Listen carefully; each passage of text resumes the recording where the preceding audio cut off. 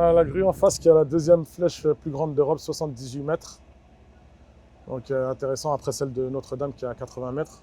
Ma flèche fait 60 mètres sur celle-ci. C'est déjà pas mal. Mais il n'y a pas de limite en hauteur.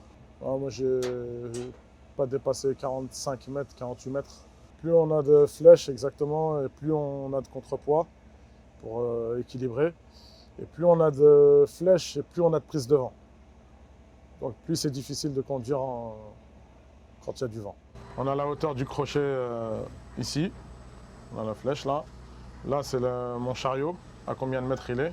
Donc là, on est quasiment en bout de flèche, à 59 mètres. Et après, on aura le poids ici. On a des sécurités sur la grue. En fait, on sait la charge, quand on la prend, à combien de mètres on peut la ramener. Il arrive parfois qu'il y ait du vent. Donc à partir de 50 km/h, on a une petite alerte dans notre cabine. Donc jusqu'à 72 km/h, on arrête de travailler. Là, on est en danger. Et à ce moment-là, à 72 km/h, on a une alarme qui sonne sur tout le chantier.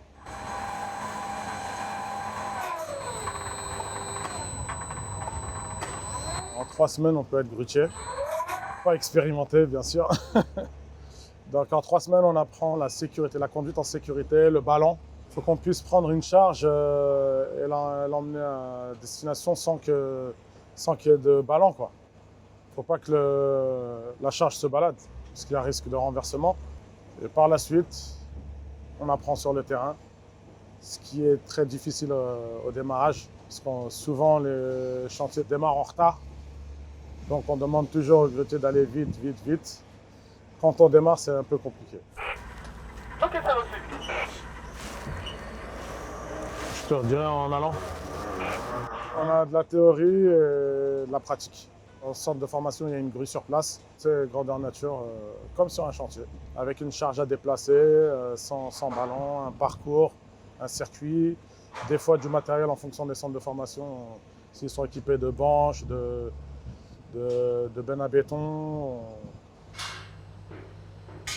Contrairement à d'autres chantiers, on a un planning de grue. Chaque chef de chantier réserve des créneaux de grue.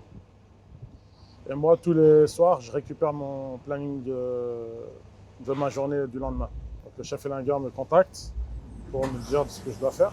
Ouais, Jérémy, on accroche la benne.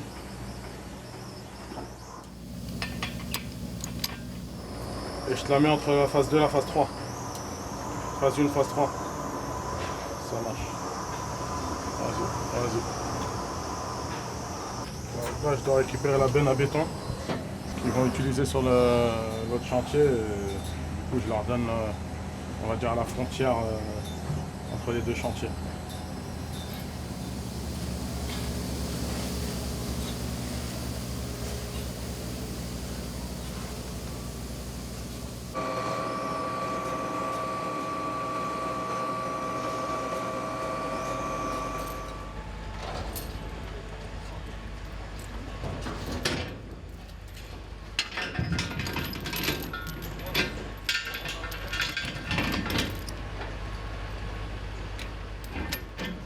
On a des petites charges comme des grosses, tout dépend de là où on doit l'acheminer ou de le retirer.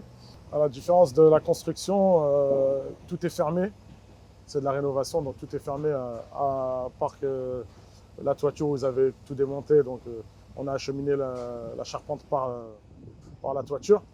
Mais sinon tout le reste, c'est acheminé par les plateformes, les sapines, pour acheminer à chaque étage. Il y a la responsabilité de l'élingueur et aussi le grutier, à partir du moment où il lève sa charge, on dit qu'il est responsable. Pas toujours évident, mais on a le droit de retrait.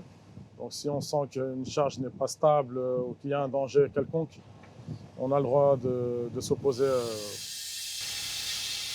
Quand je monte le matin, je commence ici sur ce chantier, je commence à 7 h. Je ne redescends pas avant midi, quand tout va bien.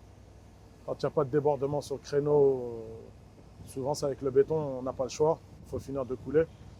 Donc on peut déborder jusqu'à midi et demi, même parfois 13 h. Du coup on décale la pause. Donc ça varie entre 5 à 6 heures d'affilée. Il y a certains grutiers qui ne descendent pas de la journée, qui montent avec leur repas et qui mangent dans la grue. Moi je préfère descendre Pour voir mes collègues, voilà, exactement. On a tendance à oublier un peu le grutier parce qu'il est en haut, on ne le voit pas beaucoup. Mais oui, je suis heureux de faire ce métier-là.